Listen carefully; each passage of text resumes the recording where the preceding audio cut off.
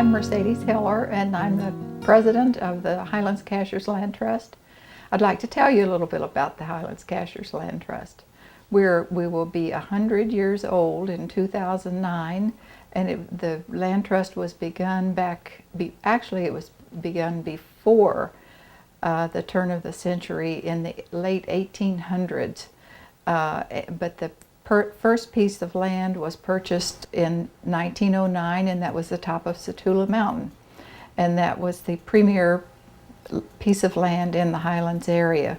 In 1914, the Ravenel family gave the what we call Sunset Rocks to, and for a while it was just mostly stewardship of these two properties. My name is Gary Wein. I'm the executive director for the Highlands-Cashiers Land Trust. I'm actually a relatively new arrival. I've been here since May 15th, 2006.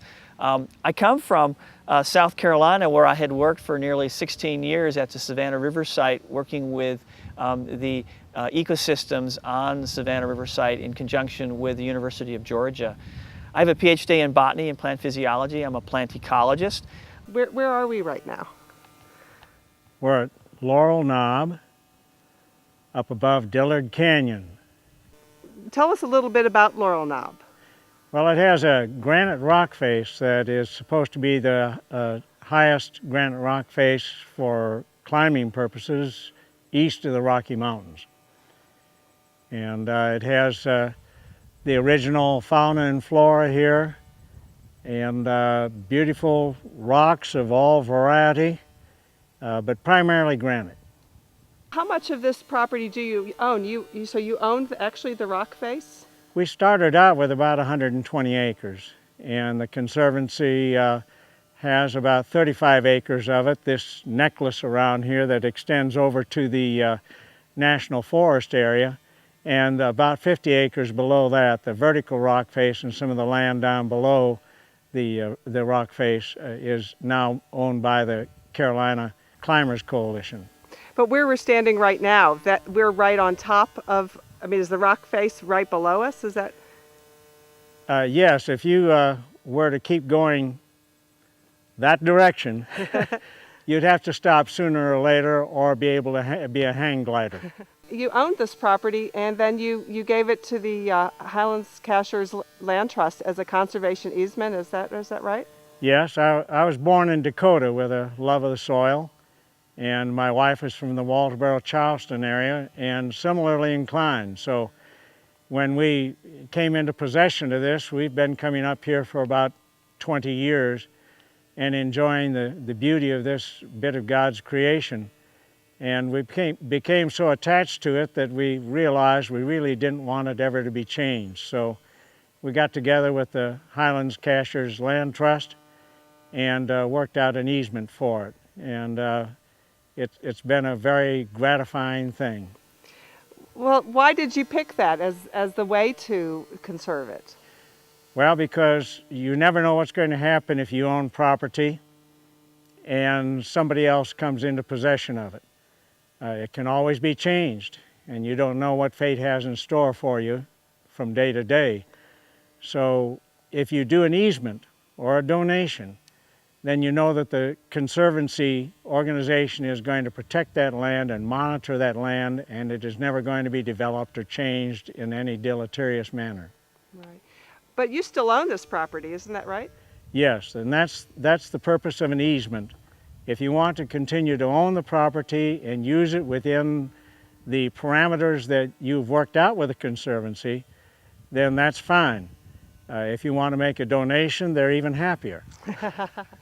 Besides accepting properties that are donated, we also accept conservation easements, and Mercedes will talk a little bit about that. But conservation easements, you donate the development rights to a qualified entity, which it turns out one of those qualified entities is a land trust. Why would somebody consider doing a conservation easement? To protect the land, to keep it safe, to keep the scenic beauty that we all enjoy here intact, to protect the natural resources, and to take care of future generations. our children and our grandchildren are our greatest assets, and we need to take care of them through protection of the land. There are a lot of reasons to do conservation easements, and a lot of them are very, very personal reasons. But more than likely as not, it's because people recognize the beauty of the mountains in western North Carolina, and they want to preserve that for their children and for themselves. I mean, they're being a little bit selfish, which is awesome, but they want to preserve it for themselves and for their children and for others. And they recognize that a lot of other people want to come here too, and the concern is that the mountains really just have a certain carrying capacity. Its very beauty attracts a lot of people, and in the end, we risk the danger of killing the goose that laid the golden egg being this absolutely marvelous landscape and center of biological diversity. People don't necessarily realize that, but for the eastern United States, there are more plants and animals here, some of which are not found anyplace else in the world, in the mountains in western North Carolina. The purpose of a conservation easement is to allow property owners to maintain ownership of their own property forever, but they put that property into a conservation easement, which means that it can't be developed. So if they are working with the land trust, they can put we would assume the development rights so that the development rights are protected and that land will be protected in perpetuity. So you still own your property, but you just have given away the development rights. That's right. But is there any way you can do things in the future that you can kind of set aside uses for the future? Yes, each conservation easement is an individual thing. If you specify that you would like for your children to be able to build another home on the property, then that would certainly be a reasonable request, and it would be granted. And you said that you could work out parameters with the land trust. So it's not like there's just a cookie cutter, one size fits all thing. You can actually tailor it to fit your situation? You tailor what it is you want to do. In this case, we just wanted to be able to maintain trails and to be able to use the property, and that's about it. Now, some people want to build on an easement, or they want to have some farming operation or something of that sort. You can use it for what you want to use it. It changes your tax write-off, but you can tailor it with them. They'll work with you. The conservation easement, which was what we've been talking a little bit about here, is an incredibly flexible document. You can reserve all kinds of rights on the piece of property to build houses, to maintain trails, to build pavilions. You can even have a Christmas tree farm. If you have a certified silvicultural plan, you can do a horse farm. So agriculture is actually one of the things, and one of the types of activities that you can maintain. Carolyn McCall has an absolutely beautiful horse farm down in Horse Cove that has a conservation easement on it. It is quite well within the limits of what are accepted under a conservation easement. But they're a very, very flexible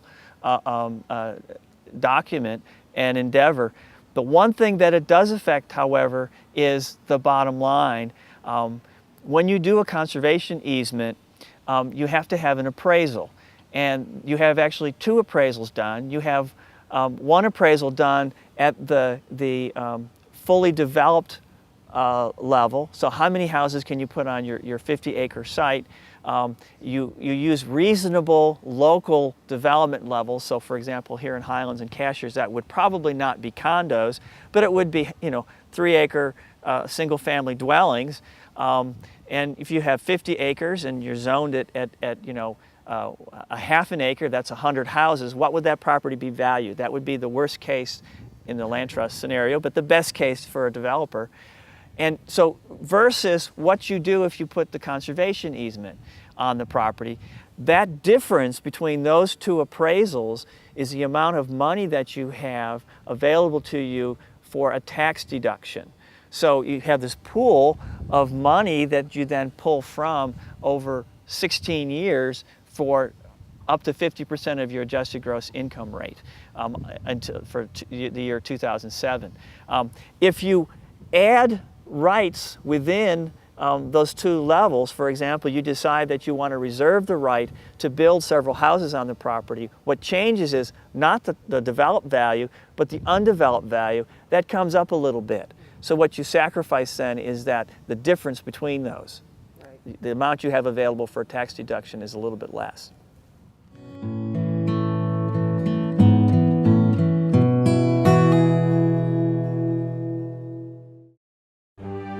There's an old legend that when people from these mountains go to heaven, they have to be watched closely to keep them from trying to go home. At Country Club Properties, we think the same way. We think Highlands is heaven on earth. If you're looking for your own corner of paradise, be it a home, acreage, or business, we have 4 convenient offices in Highlands to serve you. Country Club Properties, we have what you're looking for. At Computer Man, we'll match any installed computer or television price, and you get an extra layer of support as a bonus. Come in and talk to us about the new Windows Vista. Don't be frustrated with your computer. We're in Highlands and only a phone call away. At August Produce, we love our vegetables. We supply the local restaurants daily, so you can enjoy the same high-quality fruits and vegetables at home. High in quality, low in price. In town on Highway 64 towards Franklin. At Cyrano's, we not only carry your favorite authors, we bring them to Highlands for book signings. In 2007, we'll have best-selling authors, cookbook authors giving cooking classes, and regional writers. Cyrano's, the book signing place. Discover a hidden gem just off Main Street, Highlands Village Square, located behind Wolfgang's Restaurant. At Needlepoint of Highlands, we love to stitch. Expert assistance always available. Stunning hand-painted canvases. Create a family heirloom. All Season Salon is more than a full-service hair salon. Our friendly small-town atmosphere and personal touch will make you feel right at home. Mill Creek Gallery is the home of Highlands photographer Cynthia Strain. Photos are available framed for your wall and on greeting cards. Custom framing. A little bit of Paris and Highlands. Shakespeare & Company is Highlands' source for quality used books, including an extensive children's section. Fresser's Express has chicken wings, fried chicken tenders, sandwiches, and great fries. Dine al fresco or takeout. Come visit us in Highlands Village Square. Angie Jenkins is a 7th-generation Highlander. While thumbing through her grandmother's photo album, she was inspired to create this coffee table book with 227 photographs of Highlands in the early years.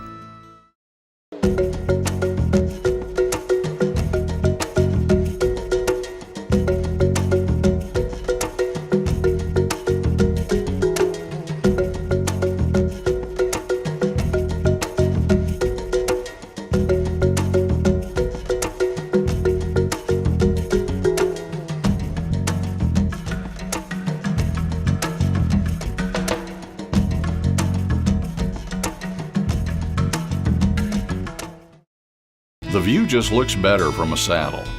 At Arrowmont Stables, you'll find a friendly and expert staff ready to provide you with everything you need to have a memorable riding experience. Whether you're a first-timer or a seasoned rider, we'll provide you with all the instruction you require. Then mount up and enjoy a scenic guided trail ride on our privately owned 200-acre estate. At Arrowmont, it's hard to tell who's having the most fun, our guests or our staff. Be sure to inquire about our vacation rentals.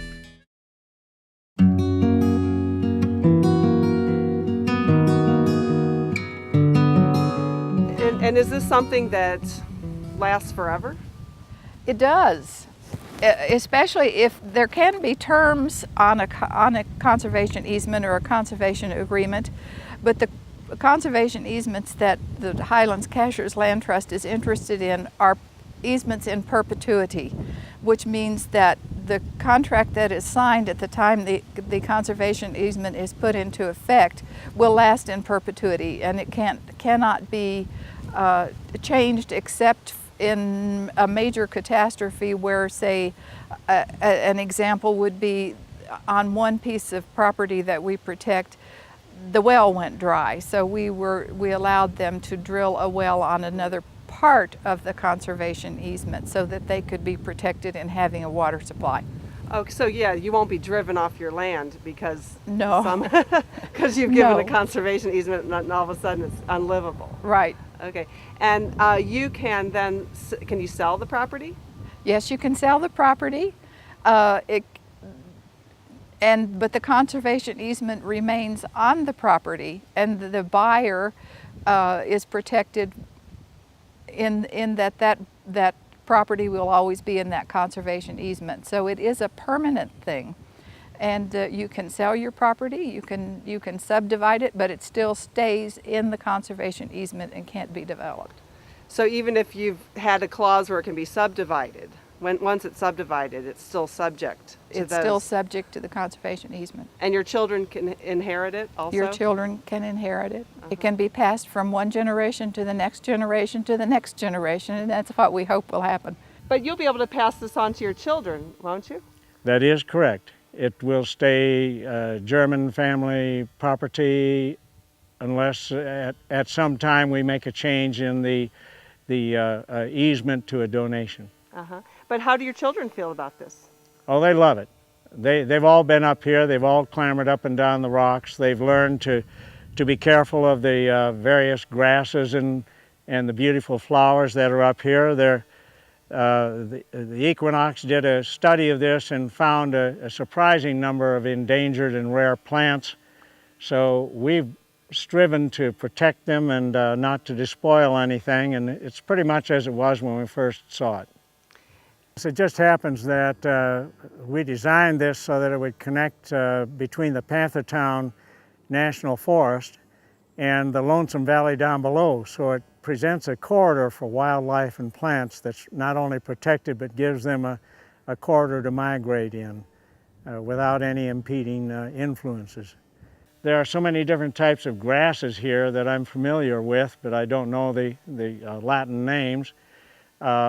And there are some beautiful wildflowers. There are orchids here, Cypripedium type orchids, lady slippers. There are various types of wild columbine. And each year that we meander around here bit by bit, we find new candidates depending upon the time of year. Well, and the pines grow in such sculptural forms up here. Well, these are mountain table pines primarily, and I've been told that the only way that their cones will open up and deposit the seeds are if there's a fire. And we did have a fire up here, and we've lost some to the drought, but these trees have been here for hundreds of years, and they're going to continue to be here. Yeah, and what, I think this is an unusual direction to be looking at some of these mountains. Can you point out a couple of these mountains for us? Well, they're familiar from other views, you're right. There's Big and Little Sheep Cliff off there. Off in the distance is Whiteside, and at the right time of day, and you can see it now, Devil's Courthouse there. You can see the tip of Chimney, and Bald Rock is right here before us, looking at it from the backside. So that helps orient you. Yeah. Yeah, because most Highlands people never see Whiteside from this point of view. Exactly, and down below here is Dillard Valley. Off in that direction, over one of the crests, is Cashiers. One of the misconceptions about donated properties is that the land trust can turn around and sell that to somebody else.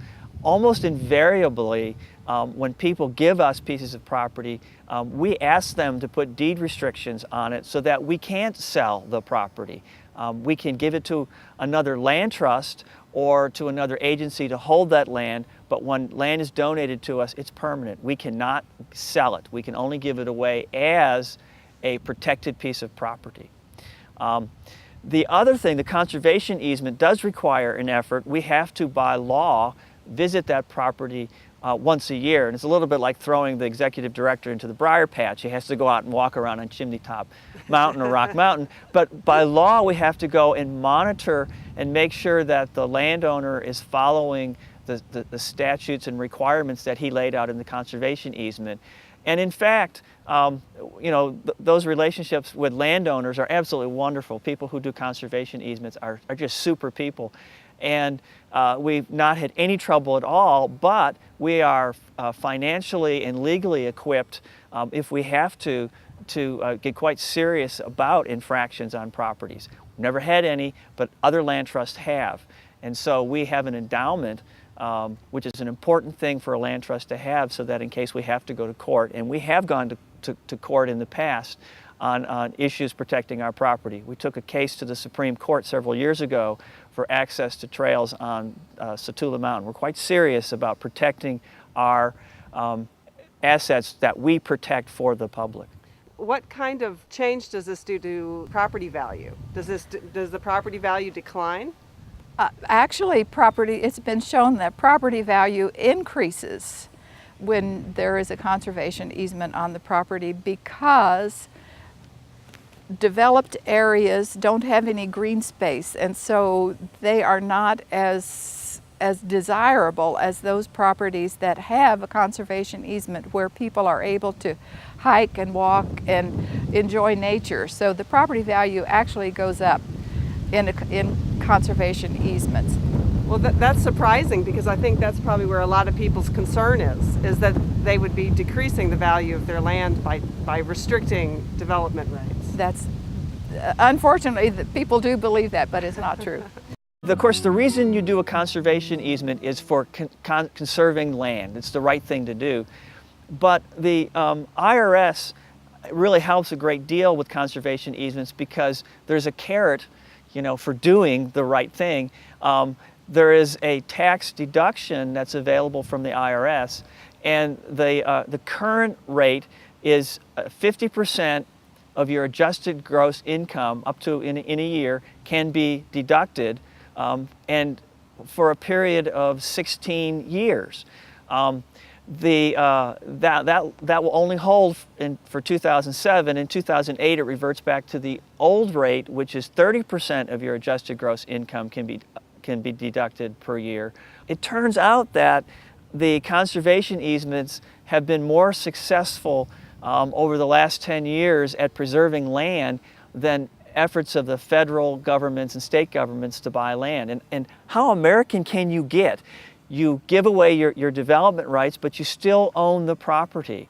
And it turns out that people who own their properties are much better stewards oftentimes than the federal government can. And it's a matter of scale. They have a much smaller piece of property to watch. It's just a wonderful thing to do. There is also a state tax credit, which is different than a tax deduction, and you have to qualify for that and file the appropriate paperwork. With all advice, though, about tax deductions and tax credits, you should talk to your financial advisor, because it may be that you don't qualify, or there's some things that you have to do, and you need to contact somebody who knows what they're doing. We know how to do conservation easements, but land trusts are not, we're not certified public accountants. Right. Well, what about estate tax? When you're when the property is being passed on to your heirs, does it make a difference there? It turns out that the estate tax issue is a very intriguing one, because it turns out that while your property on the real estate market may actually be worth more, your property taxes are often less than it would be if you could do development on your property, which means that when you pass on your property to your heirs, you actually you've reduced the value of your property, and so that your estate taxes are actually reduced. This year also, for the first time, you can put a conservation easement on your property after you die. Now that sounds a little bit difficult, but if you communicate to your heirs that you are interested in a conservation easement, you can put a conservation easement on your property. I think that might be another concern for people, is this is kind of a new thing, so who's to say that the rules won't change, and maybe the tax advantage will be removed, or I don't foresee the tax advantage being removed. It may be reduced to what it had been, which is around 30%. It was increased to 50% in some instances, so I don't ever see that tax advantage being taken away. In fact, I see, especially on the state level, I see, look at those birds, aren't they wonderful? On the state level, I see more emphasis on land preservation because of the high influx of people moving to this area. And the legislature has been wise in their wanting to save more property and land so that it's not all used up. I think another concern people have, it's not just that the tax laws will change, it's that who are these land trusts? I mean, you know, what you're giving over some rights to a land trust, and you're letting them monitor the use of your property, but what if they disappear in 10 years? That's a really good question, but there is an answer to it, and the answer is that there is a federal agency called the Land Trust Alliance that is a governing body for all land trusts who are members in the United States. And the Highlands-Cashiers Land Trust is a member of that Land Trust Alliance. There's also a coalition of land trusts here in western North Carolina called Blue Ridge Forever, and Highlands-Cashiers Land Trust is a part of that organization. And land trusts have been around since the 1600s, so I don't foresee that they're going to be going away anytime soon. What about public use of conservation easements? That's something I'm not really sure how that works. That's something that is also variable, but it's up to the a negotiation that you made with the Conservancy. Basically, for this property, it's very, very restricted because the flora here is so very vulnerable. It's so very fragile, although it's been here for eons. It's so easily destroyed by people's feet. So we don't have public access here. But you have, I believe, allowed scientists to come and study? Indeed, I'm more than happy to have the scientists come, and they have some plans for ecological studies, and they come at the appropriate seasons of the year to identify plants that they hope are going to be here for them, and I hope so too. And actually we have a scientist here with us today. I was looking for a plant she's hoping to find here, I think. Here's another concern I think people have, and it's that if you do this, it's like you're turning your private property into a public park. What's the regulations about public access? Conservation easements do not have to have public access. It's still a private property. The property owner has the right to have people on it if they want to. If they want to remain private, they don't have to have in their agreement that the public can have access to their property, and most people do not want public access. What if you just have a small piece of property? Is there any minimum size that a conservation easement can be? There is not a minimum size. The criteria is that it be an important piece of property.